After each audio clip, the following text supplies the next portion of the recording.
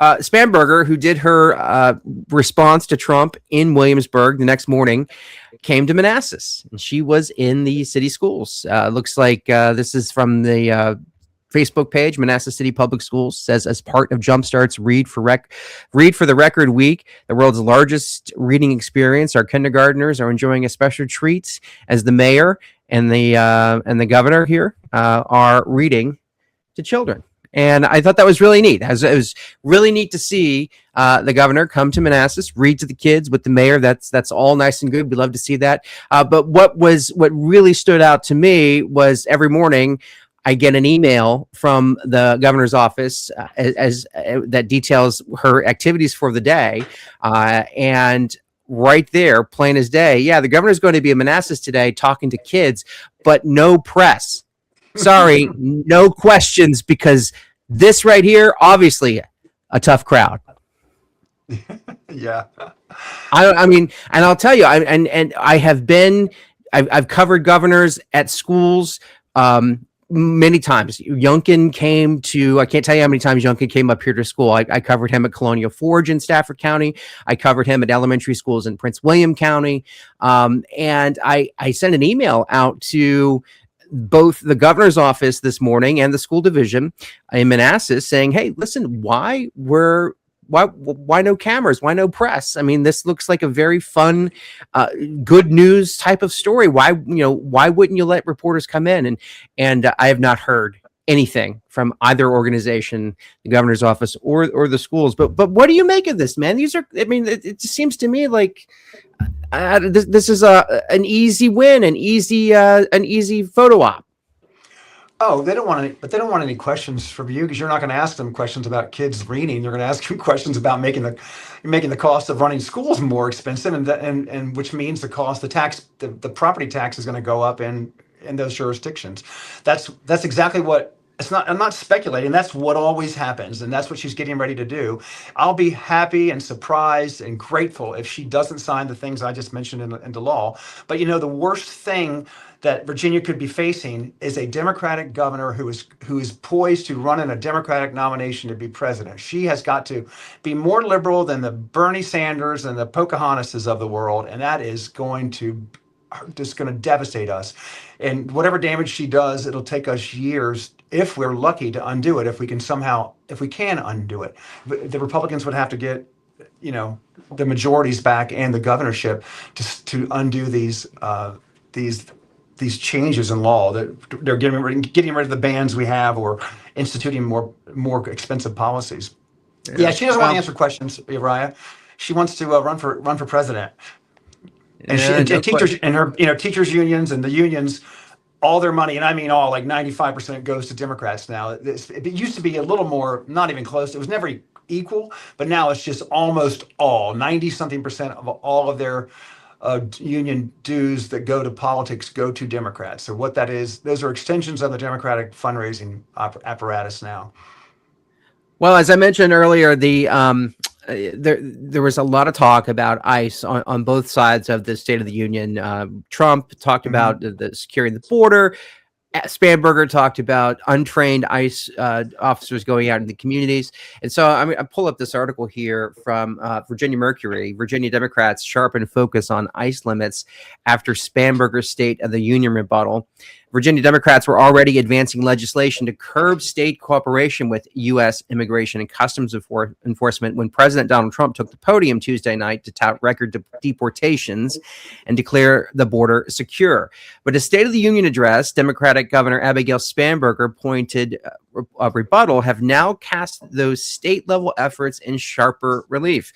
In her nationally televised response, Spanberger accused President of sending quote unquote poorly trained federal agents into communities without a warrant, and argued that immigration enforcement must not come at the expense of constitutional rights or public trust. By Wednesday morning, Democratic legislators doubled down on the governor's message, highlighting a package of proposals moving through the General Assembly that they said would rein in ICE's role in Virginia and refocus law enforcement on community policing.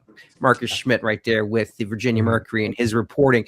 Let's not forget that ICE under Governor Youngkin, ICE was in this state pretty heavily, especially in the northern part of the state in Northern Virginia, carrying out operations, raids, deportations, arrests, whatever you want to call it.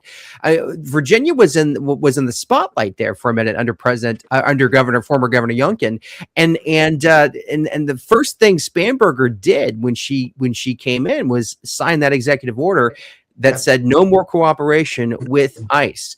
Local police need to focus on their communities and not work with federal agents.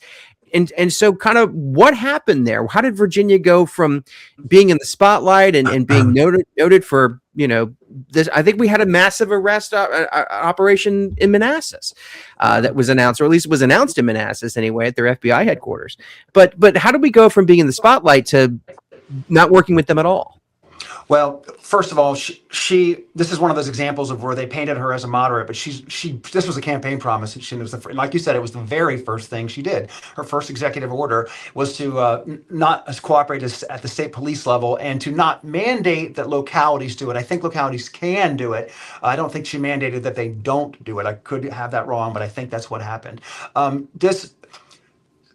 Well, I mean, it just happened because she's a Democrat, and elections have consequences, and she's running for the Republican nomination. And if there's one thing the Democrats all agree on, and they resist efforts, is that there's no room for any kind of enforcement of our immigration law. I'm of the belief that that these targeted operations were targeting criminal aliens. And I don't mean criminal because they crossed the border, but criminal because they committed further offenses once they got here. And I'm all for sending those people home. The idea that they're grabbing people that are otherwise innocent, if you take away the fact that they're here without papers, I just haven't seen the mass evidence of that. As a matter of fact, when it does happen, I think they run with it. So I think we're being lied to by the press, most of it, and I think that our crime rate is going to go up, and you're going to see it go back up as a result in the places where we're not working with ICE. So don't forget, we know what it looks like under the Trump administration. If we don't cooperate, he sends them in anyway. Now he might wait till after the congressional race. I think that's what you see. You see him kind of tampering, calming down a little bit because he doesn't want to lose this next round of elections. But he will go into these places that aren't cooperating. DC was in a great example, like. No aliens don't want to be in DC working because they're so sure that it's just too high risk because DC won't cooperate. All you got to do is let them check out criminal aliens to see if they make the cut to be able to stay in the country or be processed out. So you think that the president will put the brakes on going into, I guess, more communities or newer communities where we haven't seen them before, such as in Virginia, or now, obviously Minnesota, where they are in heavily. We've seen them in Portland and Oregon. So you think they'll put the brakes on that until after the midterms? I think that's what I was taking away from Minnesota and Tom Holman going up there, is that he was looking for a way to disengage a little bit. They're still there, but to kind of take the spotlight off, to give another talking point on the Republican side of things, to come out of the press, maybe give a victory to the Democrats in that area. Yeah, he can be pragmatic. I think this would be a bad time to have more people getting killed, whether they got killed because they were interfering with legal police activities or not. It doesn't play well, and you lose votes. And he needs 2 more years of congressional of the House of both the House of Representatives and the United States Senate to continue his policies. So that's the more important goal. So, yeah. Yeah, then it comes right down to politics then, because that was a lot of the questions is like, hey, when we see this, when we see these, we see some targeted arrests. I mean, those are still going on. We still see those covered and reported in Virginia, but nothing like what we saw under Youngkin when Trump took office. And Youngkin, for a while there, it seemed that he was no fan of President Trump, but then during his last year in office, Youngkin seemed to do more with the president. And so we'll be interesting to see how that relationship changed and what it did for him, for better, for worse, over his tenure, whether he was with Trump or not. But whatever comes next. Yeah, exactly. What do you think he's going to do next? I mean, I see him coming up and running for Senate. No, no, he said he wasn't going to run for Senate. I asked him You don't point see that blank, happening?